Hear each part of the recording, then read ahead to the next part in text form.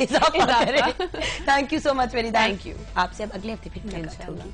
अब वक्त हुआ जाता है मस्त नजर आइए का।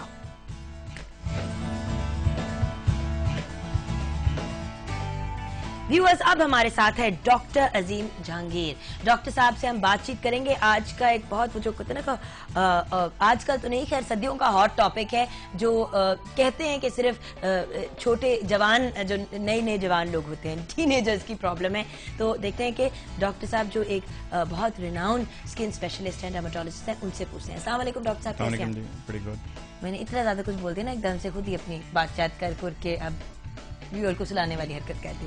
डॉक्टर साहब ये बताइए, एक्ने ये कितनी कॉमन प्रॉब्लम है, कितना कॉमन मसला है लोगों के साथ जिल्द के लिहाज से, और दूसरी बात, क्या ये सिर्फ टीनेजर्स को होता है? देखें जी, एक्ने जो है वो बहुत सारे मिथ्स खासतौर पे पाकिस्तान में पाए जाते हैं इसके बारे में। जो दाने कॉमन हम कहते हैं कि जी गर्मी से निकल आए या जवानी में निकल आए, वो बेसिकली एक्ने वल्गैरिस यानी कॉमन टाइप ऑफ एक्ने है। ये ज़रूरी नहीं कि सिर्फ जवानी में हो ले, but most of the time it starts in from 15 years of age to 30 years of age. ये बड़ा कॉमन जो ग्रुप है इसमें होते हैं। कुछ लोगों को बचपन में भी हो सकते हैं, इससे भी पहले हो सकते हैं, और कुछ को थोड़ा सा बाद लेट एज में, जिसको एडल्ट एक्ने बोलते हैं, रोजेशिया, थोड़ा सा डिफरेंट डिजीज़ है।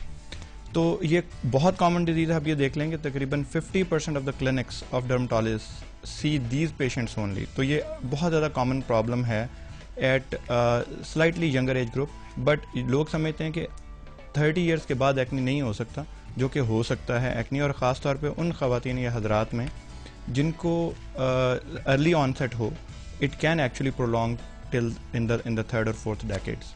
सर डॉक्टर साहब, मैंने तो बड़े लोग देखे हैं जिनकी स्किन में अभी भी एक्ने प्रॉब्लम है और वो अपनी 50s 60s में आ गए हैं। जी बिल्कुल जी, ये एक्ने का प्रॉब्लम चल सकता है लेट एज में भी। ये एक मुझे बात बताए, क्या हार्मोनल इम्बैलेंस होता है जब आपको जिंदगी, जब आप 30-35 साल की, मेरी एक सहेली है, उसको 27 की एज पे, अभी लास्ट ईयर की बात है, 27 की एज पे उसको बड़ी बुरी एक्नी नहीं, बहुत बुरी एक्नी पूरे यहाँ पे और उसके माथे पे, चिन पे, मतलब नाक के अलावा हर जगह उसको निकल जाने।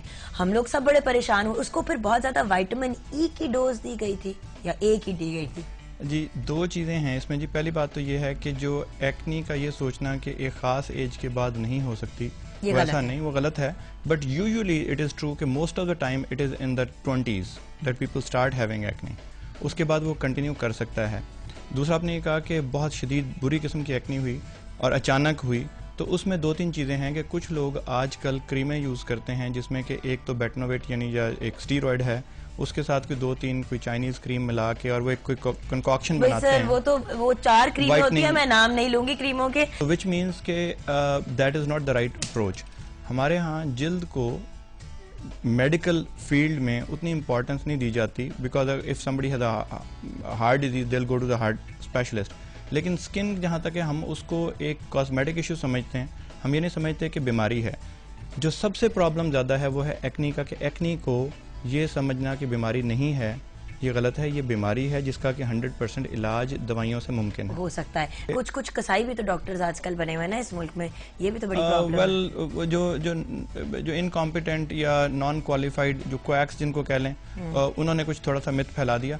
तो एक्ने का ताल्लुक खाने पीने वाली खास किसी चीज से नहीं है, ये बीमारी है जिसको कि ठीक किया जा सकता है। सर, मैं 2-3 चीजें कह दूं ताकि आप एक दफा क्लियर कर दें, यस या नो कह दीजिएगा। मेकअप मे और may not, certain makeups can cause acne, गंदी क्वालिटी के अगर आप जिल्द पे लगाएं। इसका एक तरीका ये है कि मेकअप जब लें तो उसके ऊपर लिखा होता है non comedogenic, which means non acne forming.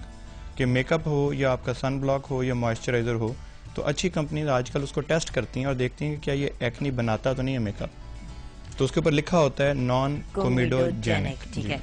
गर्मी गर्मी आप 2 तरह की है पाकिस्तान में, एक है कि वेदर, और एक लोग कहते हैं जी मैंने गर्म चीज खाई। गर्मी का weather actually both of them are not contributory to acne. Okay. Dry fruit और फ्राइड फूड्स और एंटीबायोटिक्स?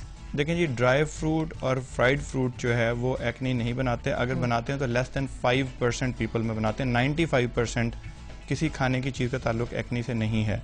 जहां तक रह गया एंटीबायोटिक, तो एंटीबायोटिक से एक्ने निकलना ना होने के बराबर है। उसकी वजह कि ये एक्चुअली हम इसको ट्रीट करने के लिए एक्ने यूज करते हैं, लेकिन हर एंटीबायोटिक को एक्नी ट्रीट करने के लिए यूज़ नहीं करना चाहिए, क्योंकि कुछ ऐसी एंटीबायोटिक्स हैं जो लाइफ सेविंग सिचुएशन में हम लोग देते हैं, और वो उसको एक्नी के लिए यूज करना मेरे ख्याल में ज्यादा गलत है, और उसके अलावा वैसे इम्यून सिस्टम को आप खराब कर देते हो, आदि डाल देते हो। Thank you so much doctor साहब। माय प्लेजर जी। हम जी इस किस्म का आज प्रोग्राम कर रहे हैं, इंशाल्लाह आपसे अगले हफ्ते मुलाकात होगी, फिर से वादा करें, इंशाल्लाह वादा करें, वादा।